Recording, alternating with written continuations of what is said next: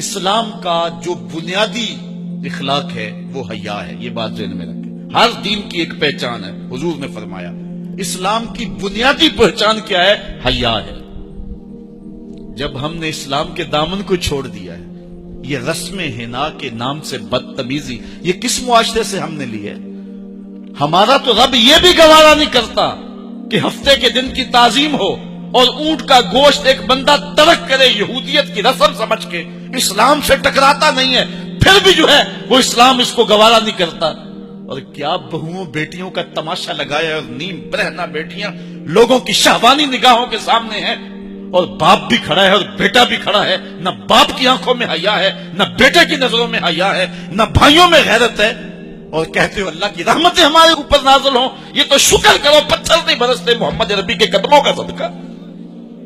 اگر ان کی رحمت نہ ہو درمیاں میں ابھی آگ لگ جائے دونوں جہاں میں. یہ تو ان کی رحمت ہے کہ پتھر نہیں برستے.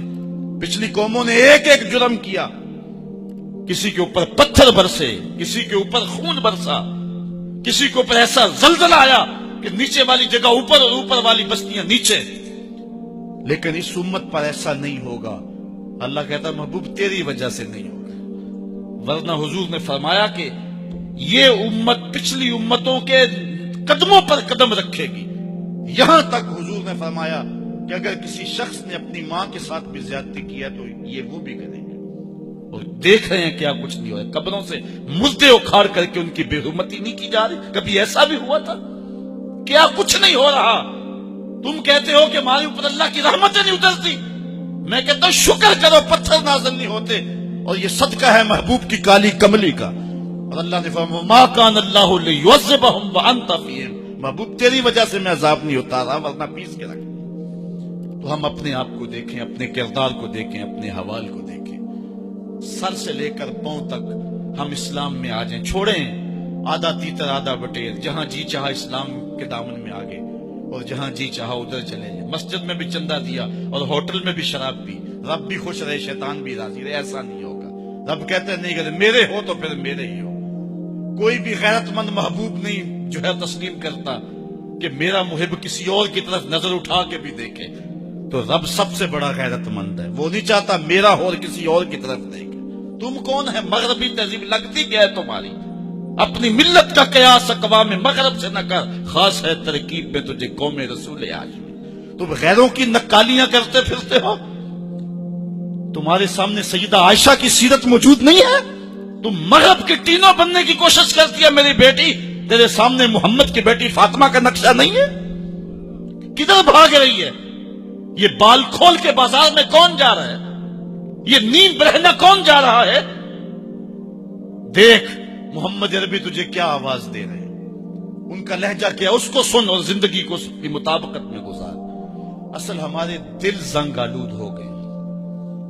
اس دنیا کے اس ماحول نے ہمیں اس طرح کر دیا ہے کہ آج ہمیں سمجھ نہیں آ رہی کہ ہم کدھر جائیں. علماء فرماتی ہیں جب دل زنگ آلود ہو جائیں تو پاک لوگوں کی صحبت اختیار کرو.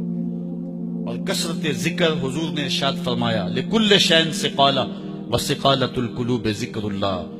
ہر شے کا زنگ اتارنے والی کوئی چیز ہے. دلوں کا زنگ لگ جائے تو اللہ کا ذکر کیا کرو، دلوں کا زنگ اتر جاتا. اور ایک اور حدیث میں حضور نے دلوں کا اور من کا میل اتارنے کے 2 نسخے بیان کیے. ایک کثرت کے ساتھ موت کو یاد کرنا، کثرت کے ساتھ موت کا تذکرہ.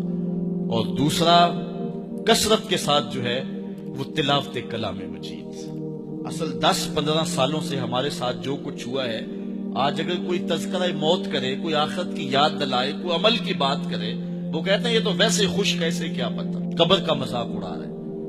اللہ اکبر. قبر دا خوف دے دے کے لوکی میں نو ڈرانے. میں کہتا ہوں لوگ ہیں کون ڈرانے والے؟ منکر نکیر کا پتہ آمنہ کے لال نے دیا. قوم کو بے عمل بنایا جا رہا ہے اور ان کے سینے سے خوف خدا اور خشیت الہی جو ہے وہ کچھ جی جا رہی ہے. اور یہ سب کچھ دین کے نام پہ کیا جا رہا ہے. اور چند مفاد پرست لوگوں نے ترہیب اور ترغیب جو کہ اسلام کا مزاج ہے، تبشیر اور تنذیر نبی کا منصب ہے، اس کا مذاق اڑا کے رکھ دیا. اور انہوں نے ایک متوازی دین دے دیا ہے جس کے نتیجے کے اندر قوم کی بے عملی جو ہے وہ پختہ تر ہو گئی اور اس کو وہ دین کا رنگ دے رہے ہیں. اللہ کے محبوب علیہ الصلوۃ والسلام نے فرمایا کہ دلوں کو زنگ لگ جائے تو ذکر سے اترتا ہے. دلوں کو زنگ لگ جائے تو قرآن سے اترتا ہے، دلوں کو زنگ لگ جائے تو موت کی کثرت کے ساتھ یاد کرنے سے اترتا ہے۔ قرآن مجید کی تلاوت معمول زندگی بنا